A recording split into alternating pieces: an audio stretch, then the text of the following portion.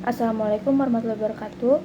Perkenalkan, nama saya Najwa Harim Tazrila dengan NIM 061011829007 dari kelas A Indralaya.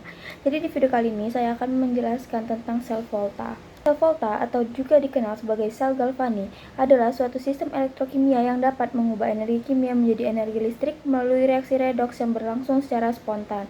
Reaksi redoks terdiri dari dua bagian penting. Yang pertama oksidasi, yaitu pelepasan elektron, dan reduksi, yaitu penerimaan elektron.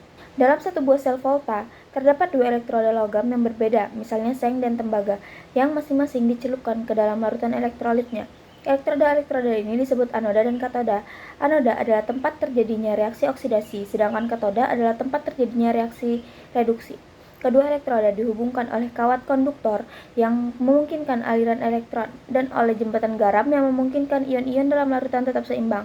Tanpa jembatan garam, proses akan terhenti karena ketidakseimbangan muatan dalam larutan.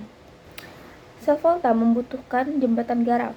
Jembatan garam berisi larutan elektrolit netral, biasanya berupa gel yang mengandung garam inert seperti KCl atau NaNO3. Komponen ini berfungsi untuk menjaga keseimbangan muatan dengan cara mengalirkan ion-ion ke dalam masing-masing larutan elektrolit. Saat reaksi berlangsung, muatan positif menumpuk di anoda dan muatan negatif di katoda. Jembatan garam memungkinkan ion negatif mengalir ke anoda dan ion positif mengalir ke katoda, sehingga menjaga kestabilan sistem.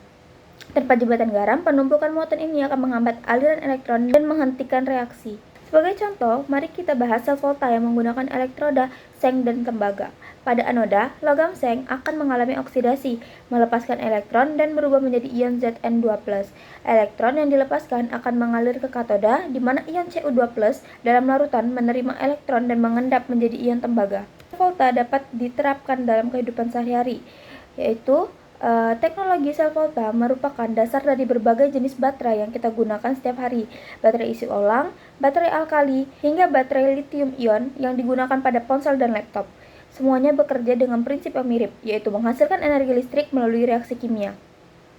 Bahkan kendaraan listrik modern pun bergantung pada prinsip ini untuk menyimpan dan mengalirkan daya. Di luar itu, sel volta juga dimanfaatkan dalam eksperimen laboratorium untuk mengukur potensial elektroda dan bahkan dalam industri untuk proses penyepuhan atau pelapisan logam.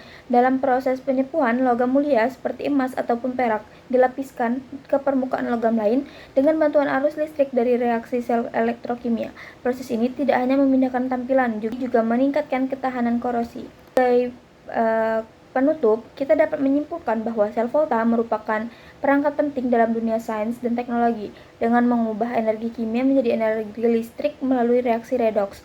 Sel ini membuka jalan bagi berbagai inovasi dalam bidang energi dan teknologi modern. Memahami cara kerja sel volta membantu kita lebih memahami bagaimana energi dihasilkan dan dimanfaatkan dalam kehidupan kita sehari-hari. Selanjutnya ada contoh soal.